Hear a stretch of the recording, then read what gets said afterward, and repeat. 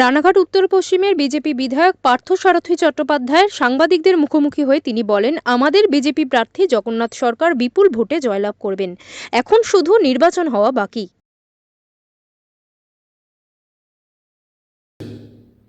আমাদের প্রথম চ্যালেঞ্জ হচ্ছে আমাদের আমাদের প্রধানমন্ত্রী নরেন্দ্র মোদীজিকে তৃতীয়বারের জন্য প্রধানমন্ত্রী করা, এটা আমাদের একটা চ্যালেঞ্জ। এবং আমাদের এখানকার যিনি সাংসদ তাকে দ্বিতীয়বারের জন্য সংসদে পাঠানো, এই দুটো চ্যালেঞ্জের সামনে রেখে আমরা নির্বাচনে অবতীর্ণ হয়েছি ইতিমধ্যে।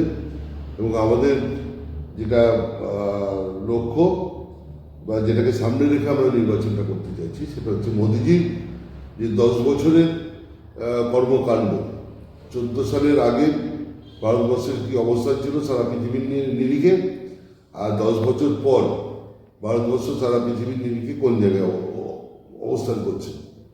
14তম স্থানের নিচে ছিল এবং সেটা 5ম স্থানে 5 নম্বরে এসছে ইকোনমিক্যালি, এবং আগামী দিনে সেটা 1 থেকে 3-এর মধ্যে থাকবে। সেই লক্ষ্য নিয়ে ভারতকে এগিয়ে নিয়ে যাওয়ার চেষ্টা করছে। ভারতের বিকাশ, মোদীজির যে স্লোগান সবকা সাথ সবকা বিকাশ সবকা বিশ্বাস সবকা প্রয়াস, এটাকেই লক্ষ্য রেখে ভারতবর্ষ যেমন এগিয়ে যাচ্ছে এবং সেই ভারতবর্ষ কতটা এগিয়েছে এবং আগামী দিনে বিকশিত ভারতের লক্ষ্য কী, এটাকেই আমরা তুলে ধরব নির্বাচনের ক্ষেত্রে। আপনার লোকসভায় শাসক দলের সাথে বিজেপির কতটা টাফ বলে মনে হচ্ছে, মানে লোকসভা ভোটটা?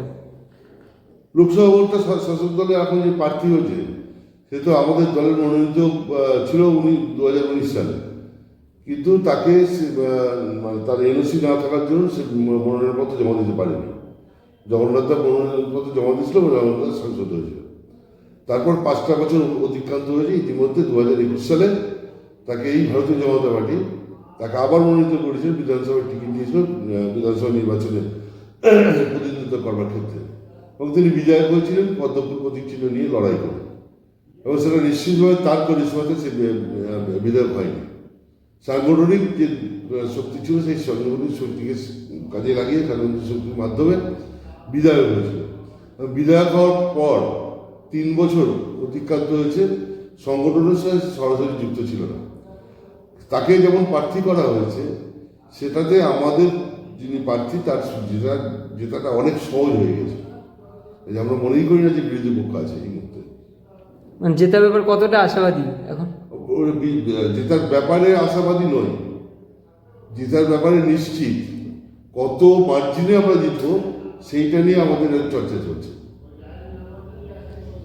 এর পাশাপাশি সিএ নিয়ে কি বলবেন, কতটা বিজেপি পজিটিভের দিকে যাবে মানে বলে মনে করছেন? দেখুন, সিএ ব্যাপারটা খুব সেন্সিটিভ ব্যাপার ছিল। এটা দীর্ঘদিনের একটা লড়াই, মূলত মতুয়া সমাজ বা মতুয়া আন্দোলন থেকে এটা উঠে এসছে, কিন্তু সামগ্রিকভাবে এটা ছিন্নমূল উদ্বাস্তু যারা বিভীষিকা বিভাজনের মধ্যে দিয়ে আমাদের এই দেশে আশ্রয় নিয়েছে তাদের কাছে এটা একটা চ্যালেঞ্জ ছিল এই নাগরিকত্ব পাওয়া, এবং আমাদের বর্তমানের কেন্দ্রীয় সরকার সেটাকে লাগু করেছে। তাই খুব স্বাভাবিক কারণে তারা যেমন উৎফুল্লিত, আমরা ভারতীয় জনতা পার্টির কার্যকর্তা হিসেবে আমরাও গর্ববোধ করছি যে দীর্ঘদিনের একটা আন্দোলন, সেই আন্দোলনের একটা যে সমস্যা সেই সমস্যা সমাধান হতে যাচ্ছে। কিন্তু শাসক দল বলছে এতে ঘরবাড়ি ছাড়া হতে হবে, কি বলবেন? শাসক দল একথা বলছে, শাসক দলের মুখ্যমন্ত্রী কথা বলছে। আর মুখ্যমন্ত্রীকে স্মরণ করে দিয়ে আমি বলি, 2014 সালে আগে তিনি যখন ইয়েতে সংসদের মধ্যে গিয়েছে এক সাংসদ, তিনি তো দাবি করেছিলেন সিএ, আজকে কেন তার বিরোধিতা? এরকম দিচ্ছে এটা কেন? তিনি তো প্রথম তুলেছিলেন যে সিএ করতে হবে, নাগরিকত্ব দিতে হবে। আজকে তার বিরোধিতা কেন? তার বিরোধিতা একটাই কারণ, যে সিএ লাগু হয়ে গেলে মতুয়া সমাজকে নিয়ে তার যে ভাবনা, যে ভোট ব্যাংক মনে করেন তিনি, সেই ভোট ব্যাংক নষ্ট হয়ে যাচ্ছে, এটা তার ধারণা হয়েছে এবং তার ভাবনা, সেই জন্য এটা বিরোধিতা করছে। আর একটা বিষয়, যে সিএ লাগু হলে কারুর ইয়ে যাবে না, কোনো সমস্যা হবে না, কারুর গায়ে একটা মানে আচরও করবে না। ইভিন আমাদের এই রাজ্যে যারা সংখ্যালঘু ভাইরা বাস করছেন, যারা রাষ্ট্রবাদী মুসলমান ভাইরা বাস করছেন, তাদেরও কোনো সমস্যা হবে না, তাদের কোনো নাগরিকত্ব যাবে না। তারা তো এমনি নাগরিক, আমাদের এই রাজ্যের তারা মানুষ, তারা এমনি নাগরিক, তাদের সিএতে যাওয়ার কোনো দরকারও নেই। কিন্তু তাদের গায়ে আঁচড় পড়বে না। মুখ্যমন্ত্রী ভুল বোঝাবার চেষ্টা করছেন, ভয় দেখিয়ে তিনি যে ভোটগুলোকে বারবার তার বাসকে প্রতিফলিত করবার চেষ্টা চালিয়ে যেতেন, সফল হতেন, সেই কাজটা করে যাচ্ছে। তবে সিএ লাগু হলে যেটা মুখ্যমন্ত্রীর ভয়, সেটা হচ্ছে রোহিঙ্গা, সেইগুলোকে আইডেন্টিফাই হবে। রোহিঙ্গা আইডেন্টিফাই হবে এই ভয়, কেন রোহিঙ্গাদের নিয়ে এসে প্রতিটা নির্বাচনে রোহিঙ্গাদের নিয়ে এসে ভোট করাতো, সেই কাজটা বন্ধ হবে। সেই জন্য মুখ্যমন্ত্রী আতঙ্কিত হয়ে পড়েছেন। এছাড়া আমাদের এই রাজ্যের কোনো সংখ্যালঘুর ভাইয়ের গায়ে একটু মানে কাটার আচর পড়বে না। এটা আমি নদিয়া দক্ষিণ সাংগঠনিক জেলার সভাপতি হিসেবে দায়িত্ব নিয়ে কথা বলছি, এবং আমাদের রাজ্যের সভাপতি ডক্টর সুকান্ত মজুমদার একই কথা বলেছে, বিরোধী দল নেতা একই কথা বলেছেন, এবং আমাদের উসবাস্তুর সেনের যিনি নেতৃত্ব দেন এবং যিনি মতুয়া আন্দোলনের সঙ্গে একত্রিতভাবে জড়িত অসীম সরকার এমএলএ, তিনিও একই কথা বলেছেন যে কারোর কিছু হবে না, হয়তো ভয় দেখানোর চেষ্টা হচ্ছে। কিন্তু মানুষ বুঝে যাচ্ছে আস্তে আস্তে, এবং আমরা এটা নিয়ে আরও বেশি প্রচারে যাব। নির্বাচনকে সামনে রেখে আমরা প্রচারে যাব, যাতে মিথ্যা তথ্য, মিথ্যা ভয় যাতে না দেখাতে পারে শাসক দল। কিন্তু আমাদের সাংসদ, তৃণমূলের শাসক দলের সাংসদ মমতা ঠাকুর বলেছে মুখ্যমন্ত্রী মতুয়াদের জন্য স্কুল করেছে, কলেজ করেছে, বিভিন্ন রকম প্রকল্প এনে দিয়েছে, কিন্তু শান্তনু ঠাকুর কোনো কিছুই করেনি। কি বলবেন? শান্তনু ঠাকুর তো এর থেকে বড় পাওনা দীর্ঘদিনের যে আন্দোলন, সেই আন্দোলনে আজকে বাস্তবে রূপ দিল, সেটাই তো শান্তনু ঠাকুর এনে দিল প্রধানমন্ত্রীর হাত ধরে এবং অমিত শাহজির হাত ধরে।